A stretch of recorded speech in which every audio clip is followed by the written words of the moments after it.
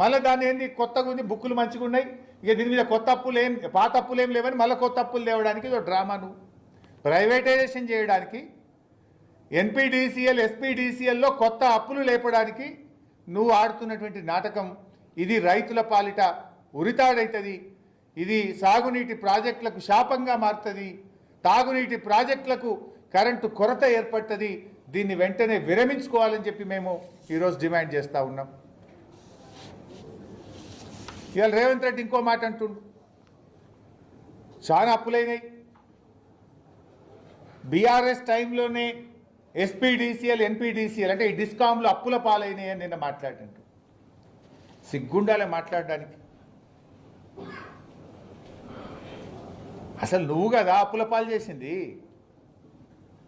BRS ప్రభుత్వం అధికారంలోకి వచ్చినాడు ఎన్పీడీసీఎల్ ఎస్పీడీసీఎల్ అప్పటికో 2000 కోట్ల అప్పుల్లో ఉండే. బీఆర్ఎస్ దిగిపోయే నాటికి అయిన అప్పులు ఎంత అంటే బీఆర్ఎస్ హయాం 10 ఏళ్లలో జరిగిన అప్పులు 27,000 కోట్ల రూపాయలు.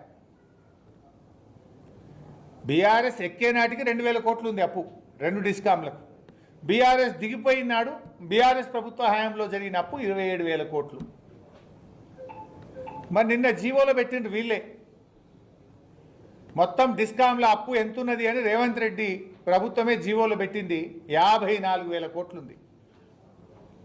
అంటే బీఆర్ఎస్ హయాంలో 27,000 కోట్లు అయితే నీ 2.5 సంవత్సరాల్లో నువ్వు చేసిన అప్పు ఎంత? నువ్వు 2 ఏళ్లల్లా 25,284 కోట్లు చేసినావు. 25,284 కోట్లు. 10 ఏళ్ల బీఆర్ఎస్ టైంలో సంవత్సరానికి 2,700 కోట్లు అప్పయింది డిస్కామ్లకు. కానీ నీ హయాంలో సంవత్సరానికి 10,113 కోట్లు అప్పయింది. అంటే 5 అంతలు ఎక్కువ బీఆర్ఎస్ కంటే. నువ్వు ఎక్కువ చేసినావు. బీఆర్ఎస్ 2,000 చేస్తే నువ్వు 10,000 చేసినావు. ఇంకా సిగ్గు లేకుండా డిస్కామ్లు బీఆర్ఎస్ హయాంలో అప్పుల పాలైనాయి అంటున్నావు. ఇంకా మా హయాంలో కరోనా వచ్చింది, ప్రజలు ఆర్థిక ఇబ్బందులు ఎదుర్కొన్నారు. అయినా అన్నీ కలిపి 10 ఏళ్లలో బీఆర్ఎస్ హయాంలో సంవత్సరానికి అయింది 2,000 కానీ నీ హయాంలో అయింది 10,000. ఏడాదికి 10,000 కోట్లు డిస్కామ్లను అప్పుల ఊబిలో నెట్టినావు నువ్వు. డిస్కామ్లకు నువ్వు డబ్బులు విడుదల చేయలేదు. నువ్వు తప్పు చేసి బీఆర్ఎస్ మీద నెప్పని నెడుతున్నావు.